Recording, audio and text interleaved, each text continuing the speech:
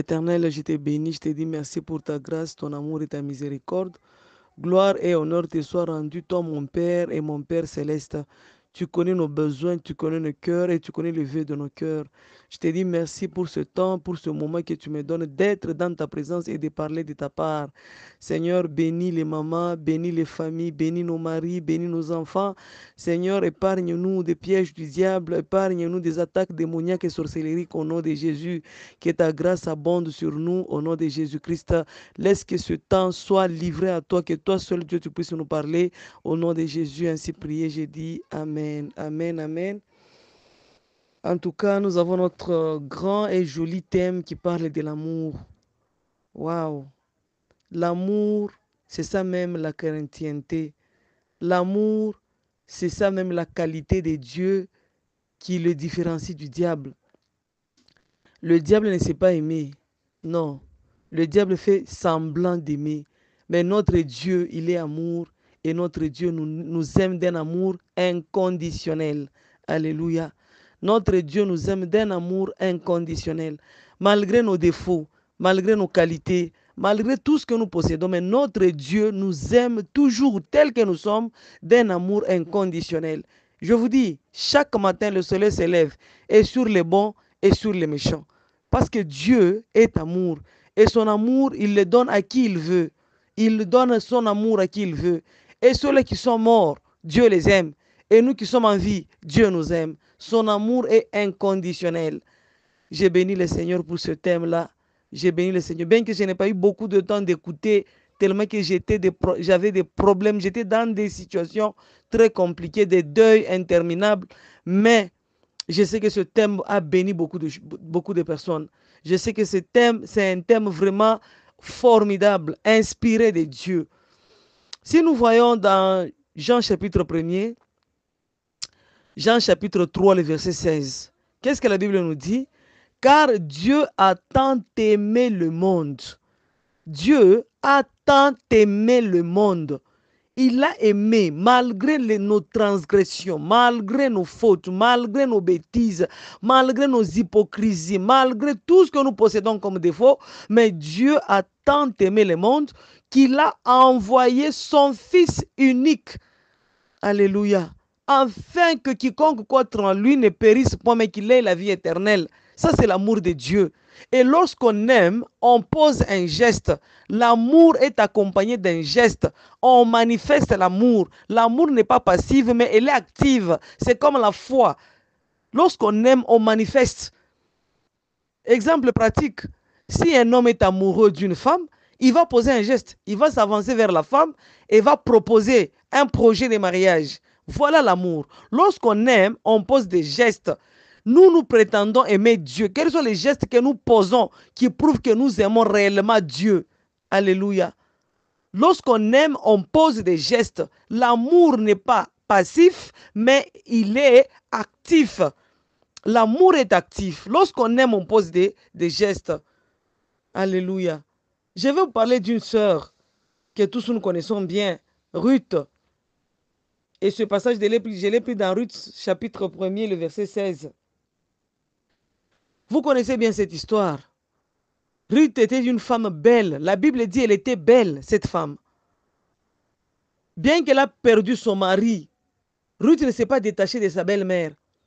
Elle est restée à côté de Naomi. Qu'est-ce qui prouve l'amour de Ruth? Pourquoi je parle de Ruth aujourd'hui? Imaginez Ruth, après avoir perdu son mari. Elle était encore toute jeune. Elle pouvait se remarier.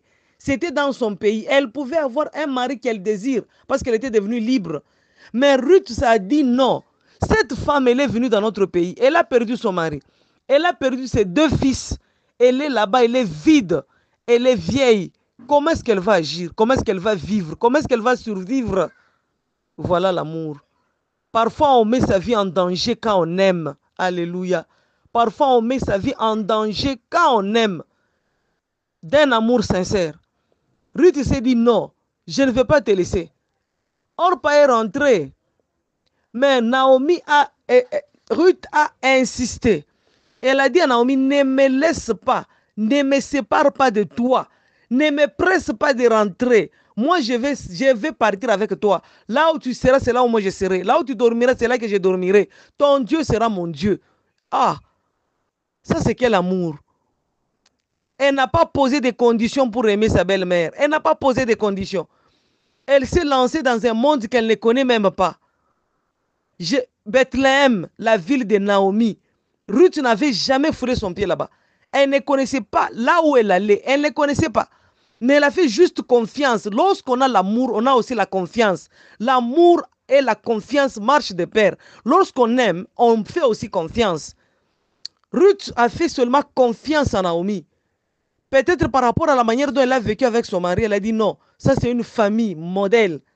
Je dois suivre cette maman, je ne peux pas la laisser, je ne peux pas l'abandonner. L'amour n'abandonne pas, l'amour soutient, l'amour soutient. Alléluia. Nous devons nous souder les coudes dans nos familles, dans nos églises. Nous devons pratiquer l'amour. Il ne suffit pas de le dire. J'aime, j'aime. Non, il suffit de le dire et de le pratiquer. Qu'on puisse voir vraiment les œuvres de l'amour, qu'on puisse palper les œuvres de l'amour. Ruth s'est livrée dans cette aventure. Moi, je peux appeler ça l'aventure. Elle ne connaissait pas ce pays-là. Naomi n'avait plus de biens parce qu'ils avaient tout vendu avant d'aller à Moab. Naomi est partie à Moab vide. Elle a tout vendu, elle est partie à Moab. Mais imaginez, Ruth s'est donnée dans cette aventure-là. Elle a accepté de suivre Naomi malgré que Naomi n'avait plus rien. Elle n'avait ni mari, ni enfant, ni quoi que ce soit. D'ailleurs, au retour, Naomi a refusé même son nom là. Elle a dit, ne m'appelez plus Naomi, appelez-moi Mara, parce que Dieu m'a tout arraché. Mais Ruth a accepté de suivre Naomi par amour seulement. Donc, le thème que Dieu nous a donné, l'amour, c'est un thème très important. Parce que Dieu lui-même l'a manifesté en nous donnant son Fils unique. Nous qui n'étions pas vraiment considérés, mais Dieu a vu cet amour, Dieu a eu la compassion de son peuple. Il a dit non, je ne peux pas laisser mon peuple dans la perdition. J'envoie mon Fils unique qui puisse mourir à la place d'eux. Alléluia. Alors, le thème ici, le temps ne m'est pas vraiment permis de trop parler parce que mes mamans ont déjà parlé. Je sais que beaucoup ont été bénis par rapport à ce thème. Mais moi, ce que je vais ajouter, juste un plus, c'est que l'amour, dans l'amour, il y a la confiance.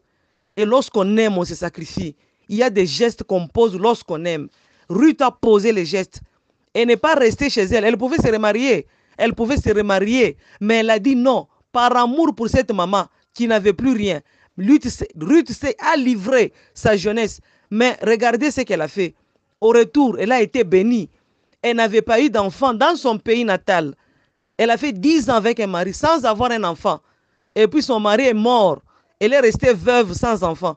Mais à cause de cet amour, Dieu l'a récompensé. Cela veut dire, lorsque nous pratiquons l'amour véritable, lorsque nous posons des gestes d'amour, des gestes de compassion, sans arrière-pensée, Dieu nous récompense toujours. Ruth a eu cette récompense. Elle a été épousée par Boaz. Alléluia. Que Dieu bénisse sa parole. Que cette portion de la parole puisse nous aider. Je me résume. L'amour n'est pas égoïste. Lorsqu'on aime, on pose des gestes. Et lorsqu'on aime, on a la confiance. Et c'est par là que Dieu va nous bénir. Que Dieu nous bénisse. Je m'excuse encore une fois d'avoir fait cet audio avec un si grand retard. En tout cas, sorry. Que Dieu nous bénisse. Bye bye.